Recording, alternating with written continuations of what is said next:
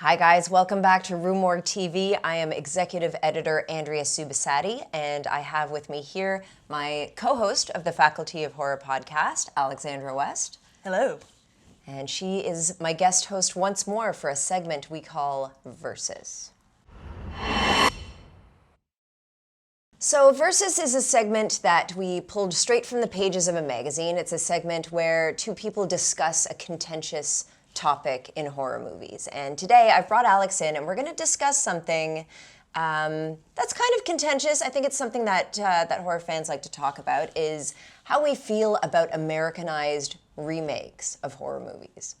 So, Americanized remakes are films that are made in America based on international films, and there have been crazes about them. If you guys remember the J-horror craze in the early 2000s, there were so many Americanized remakes, but then we also have a lot of offshoots that have happened in the 20th century and now into the 21st century, and they're all very interesting, and they're all quite different. So we thought it'd be really cool to talk about our own opinions about them, and as well as dive into a few of them specifically. Now, we do have two different opinions on this topic, but it's okay to disagree, right? That's right. We disagree all the time, but we're very respectful of one another, and when it comes to cinema, anything goes. It's just how we feel about stuff. Well, I wouldn't say we disagree all the time. So, how do you feel about Americanized remakes? I feel like I have a slightly different viewpoint from a lot of horror fans, and I think that comes from my background, which is in theater and theater studies. And I did that in my undergrad, I did that in my master's, and I always think when people get really upset or don't like remakes, it's like, well, what if there had only ever been one production of Romeo and Juliet?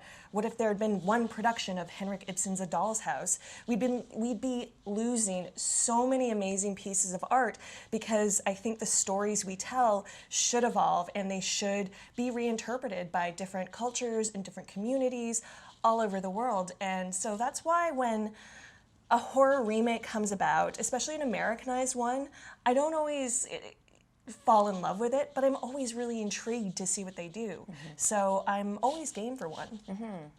Cool. Well, I agree with a lot of that. I feel like I should say at the onset that I'm not opposed to remakes. I'm not opposed to creative remakes, and I'm not opposed to people making a buck off remakes. I think that's fine. I think where I differ, and again, I differ in my background as well, as I come from a sociology background. So when I see Americanized remakes, they make me feel a little bit icky. And that's for two reasons. The first reason is because I believe that cinema, if you believe that cinema is like art, there's a lot of things inherent within a movie that is based in culture, that is based in that culture's values and norms and traditions. And part of what we do on the Faculty of Horror, and part of what I like to do with the magazine as well, is to kind of pull out those minute little details and dig into them and see what they mean and see what they explain about the culture at hand. And when you take something out of its context and put it in the Americanized context, I feel like you lose some of that, and it makes it a little disingenuous. And the second reason, and I know this is in itself kind of a contentious topic, but I believe that whitewashing is a thing. I believe that cultural imperialism, cultural appropriation is a thing. And so, you know, when we've got these Americanized remakes just kind of cherry-picking literature, it is literature basically from other cultures, and just situating it in our backyards and being like, yeah, fine, just as good. It's not just as good, and I don't know, it just makes me feel icky.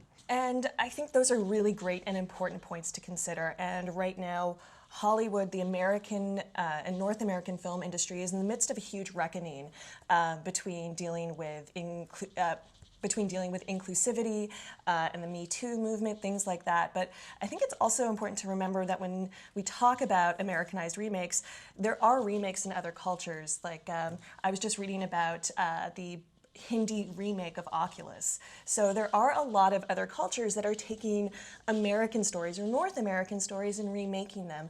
And you know, I think we get really situated in American film, and for good reason. It's a huge industry, but there is a give and take. There is that happening. So yes, whitewashing, huge issue. Hate it, don't like it. Fuck you, Ghost in a Shell. Ghost of a Shell. that one. But, you know, there is that give and take. And so I think we have to be conscious of it and we have to be vigilant. But we can also acknowledge that there is that give and take there, which is important because I want to see what the Indian version of Oculus is like. Now we're going to get into some examples now that we feel some way or another about, but at the end of the episode we are going to be calling upon you to vote, so pay attention. Example the first. Let's start with one that I really like, The Ring. Yeah, we love The Ring. The Ring, the 2002 remake with Naomi Watts, directed by Gore Verbinski. Such a great name for a horror filmmaker. I know, but then he went on to do like Pirates of the Caribbean. He made that CGI mess movie. Anyway, but that really kicked off the whole J-horror and A-horror trend in North America. It was followed by The Grudge, a lot of other films, Mirrors, The Eye. And yeah, I think the remake of The Ring is a really interesting one because whatever happens with the remake, the original still exists. The original doesn't go anywhere. And if I hadn't seen The Ring when I was, in my late teens, early 20s, I may not have found out about Ring or Ringu as soon as I did.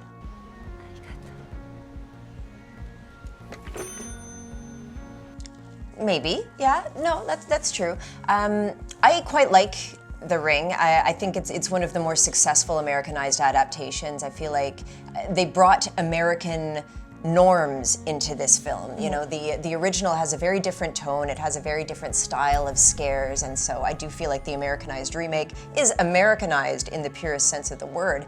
However, I do think that film is fundamentally about a culture's anxiety about modernity encroaching upon its traditions.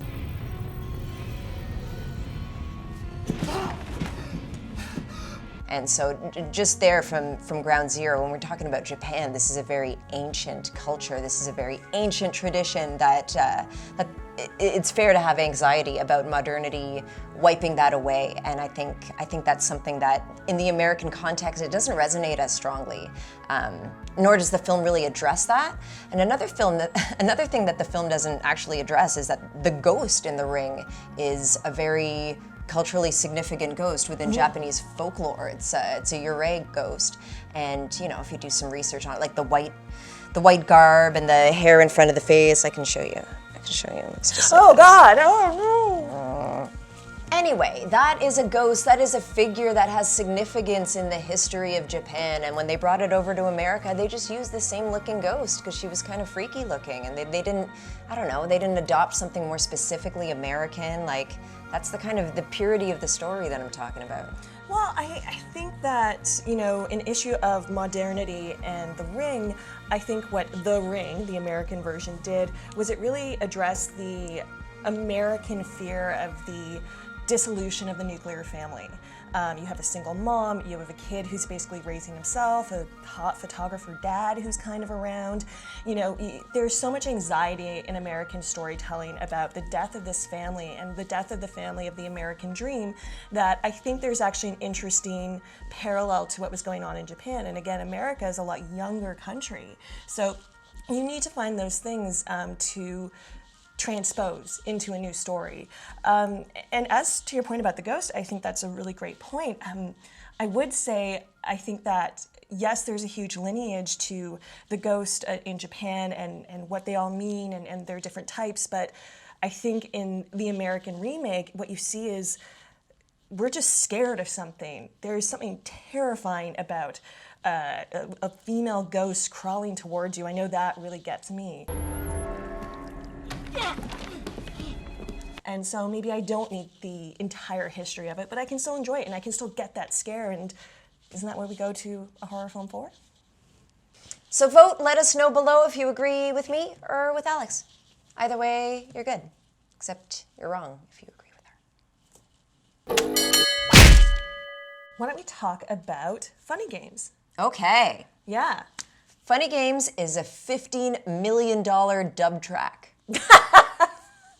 Seriously, so if you're not Yeah. familiar, actually, Funny Games and The Ring and Ringu, there are Faculty of Horror episodes on either of those that you should check out if you're interested in hearing us talk more about them. Naomi Watts featuring heavily in, both. Oh yeah. I don't know what kind of game you're playing, but I don't want to be a part of it. The remake queen? Maybe. Maybe. Who knows? She just coined that right here, right now. Vote for that as well. But no, Funny Games is a film made by Michael Haneke, and 10 years later, he made it again with an American cast, and it's shot for shot exactly the same. The script is exactly the same as per the subtitles. The soundtrack is exactly the same, and the soundtrack is quite iconic. It's a really disorienting experimental punk band that permeates throughout. It's pretty important. So yeah, I really don't see much artistic merit to that remake in any fashion. There were a couple of little differences that I think we teased out in the episode. Yeah. I barely even remember what they were. One of them was actually Naomi Watts' tits. Yeah. I think she was covered up, kind of. Or less so? Yeah.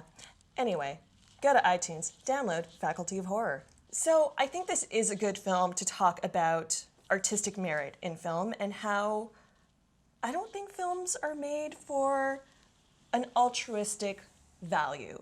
I don't think they're made out of the goodness of people's hearts. Haneke himself has said that he intended his original Austrian film to speak to an American audience, and he wanted it to fuck with them and fuck with the violence they perpetrate and deal with all of these things that they had going on in their culture, but whoops, he made a foreign art house film, and not a lot of Americans went to see it. So he took the same film, different cast, 10 years later, a couple of slight differences, and remade the film so that it could reach his intended audience. And, I think that's maybe not the best reason to make a film, but it is a reason to make a film. And it did reach a wider American audience and generate a bigger cultural conversation than simply the original did. And it does that through having recognizable, actually not really American actors in two of the leads, with Tim Roth, who's British, and Naomi Watts, who's Australian. But the two kids, I believe, are both American. And, I think we cling to these things as audience members. There's a reason why stars get paid $20 million, because we will go see that star because we identify with them, we feel for them, we want to root for them. And, I think when you have an actress, particularly like Naomi Watts, who is really doing very, very well in her career, and having this fucked up things happen to her that do in this film, it's going to cause an audience to react really strongly and probably unexpectedly to it. So I don't think it was the most necessary film ever made, but it did serve Haneke's intention. Good for him. It didn't serve mine. So if you agree with me, let us know below. If you agree with Alex, comment, make with the votes. Okay, we've got one more. And this one, I cannot wait to hear you defend, because we saw this together, and I saw the pain in your eyes. It was truly pain. It was pain. True pain. True pain. And we were talking about the Martyrs remake.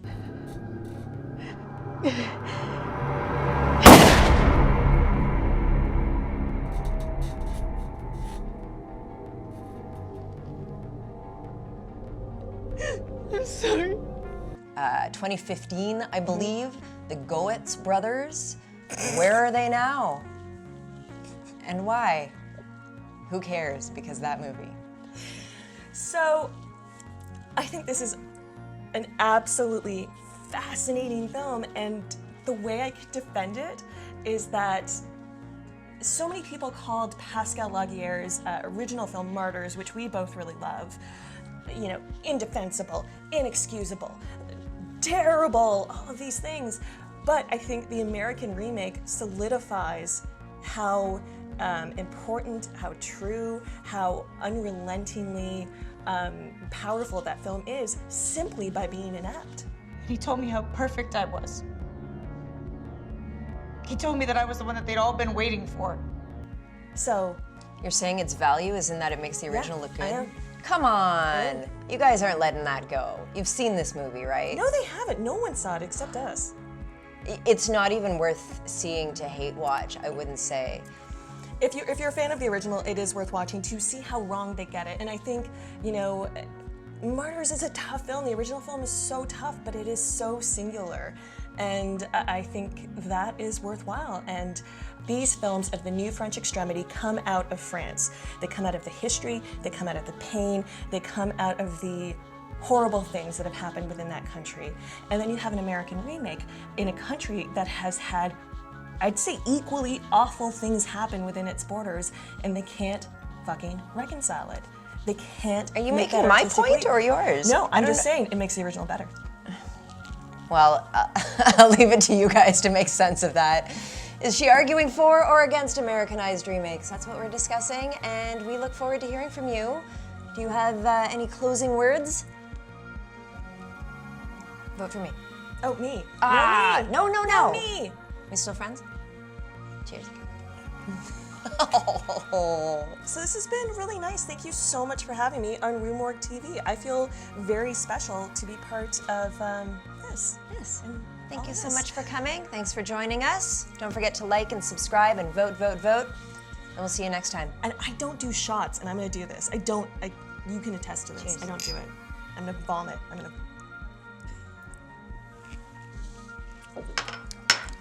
Ow!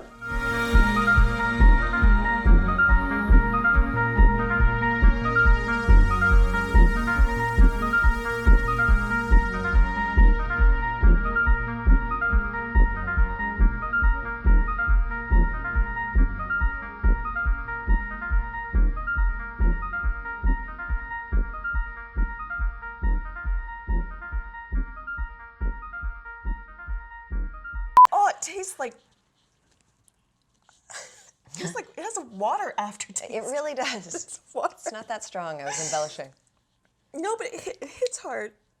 It does, but you're right. Now I feel like I feel like I could do another.